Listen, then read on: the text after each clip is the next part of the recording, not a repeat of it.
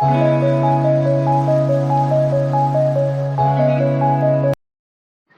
everyone, I am Vanshika and today's my topic is pity. We humans have blood in our body in the same way we have pity in our body. It never leaves us. Pity is complete in itself. It has so many advantages which directly or indirectly affects our nature and our surrounding as well. Let's take the example that some people are of something hot nature and rude. These type of people get angry over every little thing and don't listen to anyone. They also don't talk properly with anyone, even with their family members. They just being rude every time, and if someone tries to talk to them, they just don't listen to them and lose their senses and start behaving aggressively. Today we are watching on the TV and the radio that these type of people become the victims of heart attacks and brain hemorrhage as they put too much stress on their mind and never stay happy. They also don't get involved in any matter. They just made their life solely. They never share anything with anyone, and these type of people didn't deserve anyone to pity them because they get annoyed at very small things.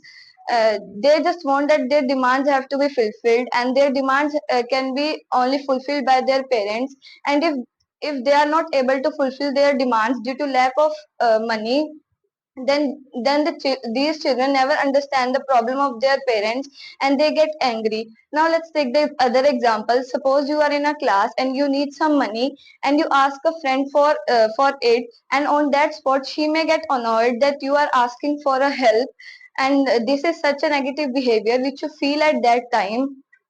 And in future if that same friend need any help, then she may also get the same negative response which she showed at that time, and nobody will help her or pity her in any way. Pity is such a feeling which come naturally from our heart. Pity suits our feeling, and we have the capability of tolerance and we stay calm and happy. Let's talk about the soldiers who always stand continuously whether it is rain, hot or cold, they just have to stand. Some people laugh on the condition of the soldiers. They think that they are standing aimlessly, but it is the rule of the army person that they have to stand at any cost without any excuse.